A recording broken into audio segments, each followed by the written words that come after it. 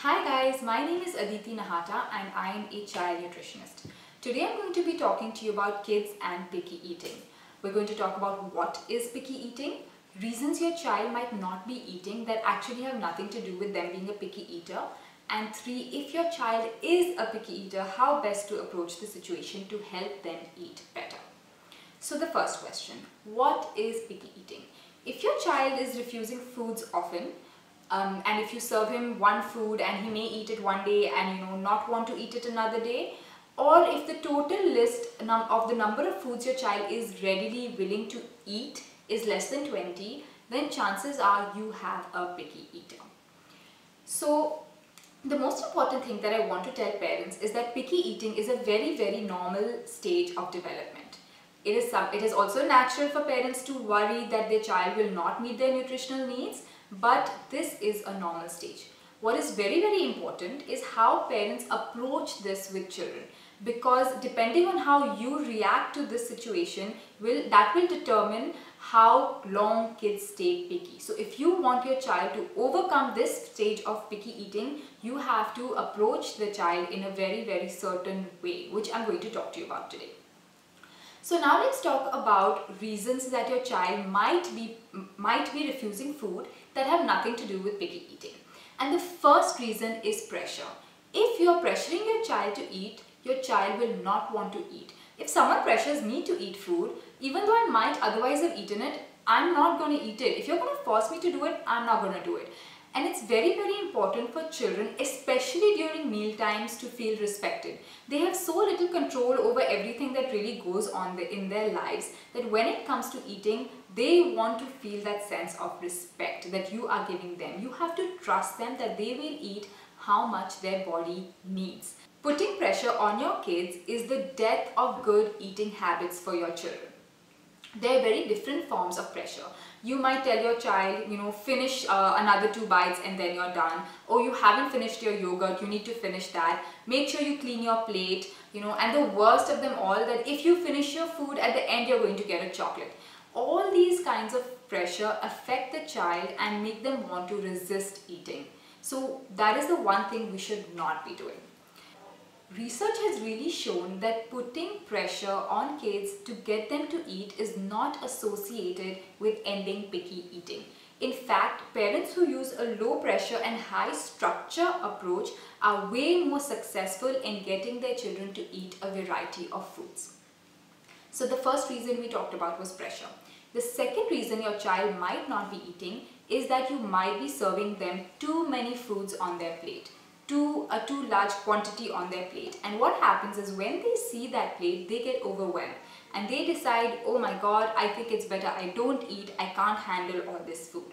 So how do we deal with this? We need to trust our children to eat how much their body needs. So look at your plate today and look at how much you're serving your child, and tomorrow serve exactly 1/4 of that. Yes, 1/4, because if your child eats what is in his plate, you can always reserve 1, 2, 3, 4, 5 helpings. That's not a problem. But little portions will put their minds at ease when it comes to eating. So the third reason your child might not be eating is because your child must just prefer playing over eating. And that's my child as well. That is very normal. They're learning a lot of things. They're learning how to play, they're learning how to jump, they're learning how to, exploring the world. And at that point, that just seems way more interesting to them than food. So what do we have to do? We have to lower our expectations. Yes, they still have to sit on the table and they still have to eat. But if my child was between 1 to 3, I would expect my child to sit for about 12 minutes on the table. And however much he manages to consume in those 12 minutes, that is his meal. And he will have an opportunity to eat again after another 2 hours whenever his next snack has been scheduled. If my child was between, I would say, 2 to 4 years old, I would expect him to sit for 50. And you can slowly work up to a larger number. But if at one stretch you expect your child to sit for a longer time, he's going to resist it even more. So that's the third reason. Another thing you can do is to use fun utensils. You don't have to, but I have seen my child eating rice when you gave him a car-shaped spoon or a Batman-shaped plate over a normal plate. These things really help children to keep their interest in eating, which is important at this stage. Another reason that they may not eat that actually has nothing to do with picky eating is their slowing growth rate. So when children grow from 0 to 1 year, their growth rate is rapid. That is the amount they grow the most in their entire life. And suddenly they hit 1 and their growth rate slows down. It slows down drastically. So their body does not need as much food. So a lot of parents say that, my child hit 1 and has stopped eating. Well, your child eats less because their bodies aren't growing that much and their bodies actually need less food than they did when they were younger. So that is also a very, very normal part of their development that parents tend to stress about. It is very normal. So we have ruled out 4 reasons that your child might not be eating. The first one was pressure. The second one was the child is overwhelmed by too large portions. The third one was your child would rather be playing, and the fourth one was your child's growth has slowed and therefore their appetite has slowed down as well. Now, if these are the reasons your child is not eating, chances are that your child is not really that picky. But if you still feel you're struggling with your child's eating, what you need to look at next is their eating environment. As parents, it is very, very important to provide them a routine and a calm structure in a place where they feel understood and they can thrive when it comes to food. If they feel stress or pressure around meals, they will often recoil and push back and decide not to eat. And that has nothing to do with food. That has to do with the environment we provide them and the stress they face when it comes to eating. So what do we do about that? The first thing we do is we create a meal and snack schedule. This allows adequate time between the meals for them to feel hungry enough to be able to approach the next meal with happiness that yes, I'm hungry and I want to eat. If they don't have a schedule, if they're going to snack about 8 times a day between 9 o'clock and 4 o'clock, do you really think they're going to be ready to face dinner?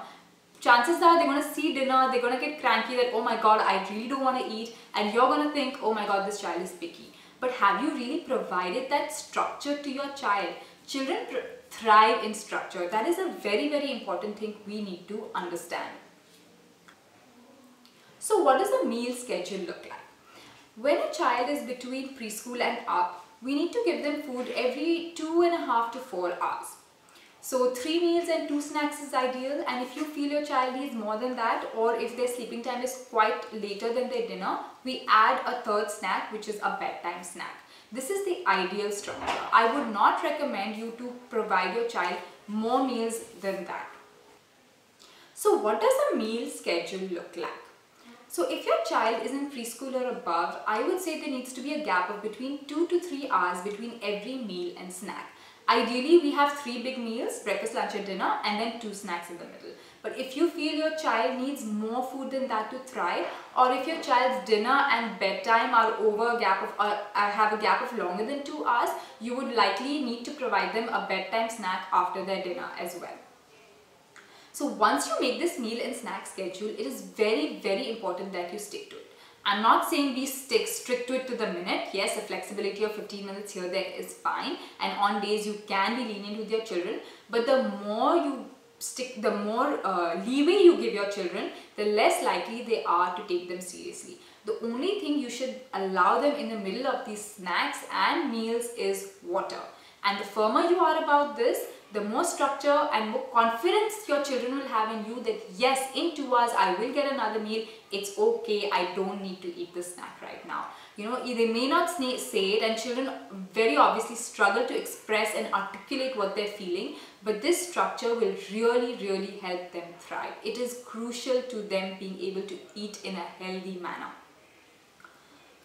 So what do we do next? We provided them with a mealtime structure, and then when you serve them food, you serve them a bit of everything. You don't cook only what they like, because what happens is research has shown that if they're only eating, say, 5 things, that 5 things which you're serving them on a rotational basis is going to become 4 and then 3, and your child will become pickier and pickier. You need to make sure that you are giving them a good balanced meal with a bit of everything, so that you don't have to cook on demand. Because once you're cooking on demand, if you've made, like, for example, idli and dosa for dinner, and suddenly your child screams that, no, I don't want this, I want to eat pasta. And if you're cooking that pasta for your child at that point, that will become an expectation. Your child will learn that if I refuse to eat on that table, my mom will cook me whatever it is I want just so I eat. And that can become, not maliciously, but that is how children just work. That can become a manipulating tactic for them and a very draining thing for you. So that is one thing we have to avoid. We should try to include several different food groups in our meals. For example, you can have a protein, you can have a carb, you can have fruit, you can have a vegetable. And as long as we're making sure that there is something that your children like, it doesn't have to be something you're cooking. It could be just a fruit that they like. If it's strawberry, it could just be that strawberry which you've extra added in that meal. Your child will feel more comfortable facing that meal and more accepting of the new foods that they're seeing. And what happens is that when they see those foods again and again, even though initially it's a new food for them, those foods which they're not eating will become familiar to them, and slowly they will start accepting it and be ready to try those foods. So remember that the more often you provide these non-preferred foods, the more often your child will see them, and the more likely it is that your child will be willing to eat them. Research shows that your child can take up to 15 to 20 exposures to accept that food and be ready to eat it. So it's not something that you should stress about. If you stress about it, your child will feel it. Your child will understand that me not eating this is causing mom stress, and you'll be excited to explore other ways in which he can stress you out. It's fun for them. They're learning about cause and effect. They're learning about, oh, if I don't do this, how is my mom going to react? It's a very, very new experience for them, and they're learning all these things. So do not show any reaction, even though deep down it might upset you. It's happened to me, so I can relate. But you just act like, okay, this is a food, you haven't eaten it, but there is a safe food that they do eat on their plate, which they will happily eat. Another thing you can do is, if you're trying new foods and giving your child new foods, try to give it at a time where your child's mood is comfortable. If you feel that towards the end of the day they're cranky, they're sleepy, they're trying to go to bed, don't give them the new food then, because they probably won't accept it. If you give it to them, earlier in the day when they're more active, they have more energy, they're more willing to look at it, that's probably a better time for you to try. And the last thing you can do is make food fun. Some kids are really visual eaters. They like food to be presented in a colorful, a fun way. There's nothing wrong with doing that. My son hated cucumbers. The moment I started using those cookie cutters and started making them in star shapes, suddenly it was fun for him and he happily ate those foods. So there's really nothing wrong with doing that. Not saying you have to do it, but if it helps my child eat cucumbers, knowing that it's a cucumber and very happily, I would do it any day. So now, how do we provide the meals? What have I just explained to you? Number one, you provide a very good mealtime structure.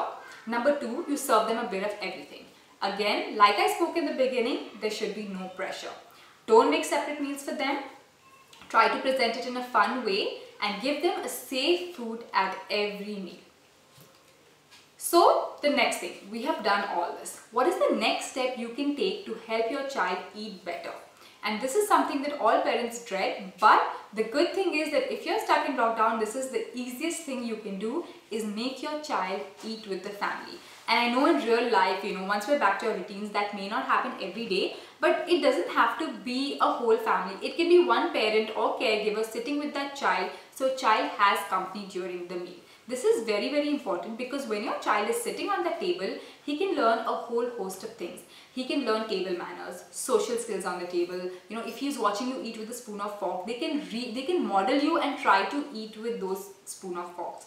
And if it's a new food, if they see that, oh my god, my dada's eating it, or my mom's eating it, or my dad's eating it, they'll be more willing to try those new foods, because it's not scary. It's not something that's sitting alone and, oh my god, I've never seen it before. But yeah, oh my god, daddy's trying it, why not? Let me give it a shot. That really helps them overcome their fear of new foods and overcome their pickiness, because food has become a fun experience for them. And research has also shown that just that meal time actually helps children become, happier eaters, confident eaters, helps them expand their nutritional profile, and gives them the feeling that they belong to a calm, loving, peaceful family. So this is a very, very important psychological thing that affects your child, even though you may not realize it. So we've talked about providing a mealtime structure, we've talked about family meals. Now there are two more tips that I would like to give you that will help your child be open to more foods. And the first one is get them to help in the kitchen. You know, whatever that is age appropriate, mixing up a salad, washing vegetables, maybe chopping, they're not developmentally there yet. But there are a lot of things they can do that will help them expose themselves to fruits and vegetables, which otherwise they may not be eating. And that will help them learn that, oh my God, before my food is chopped up and cooked, this is what it looks like. And that will make them more open to eating those foods.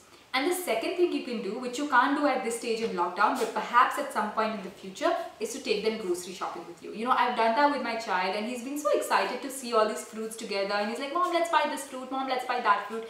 And suddenly he's willing to eat grapes, which he never wanted to touch before. So it really helps them. They get excited about food and it really helps them build up their confidence in what it is they're eating. So this is what I have to say about picky eating. I really hope this helps. If you have any questions, please approach me. I will be happy to answer whatever it is that you need to know. Thank you.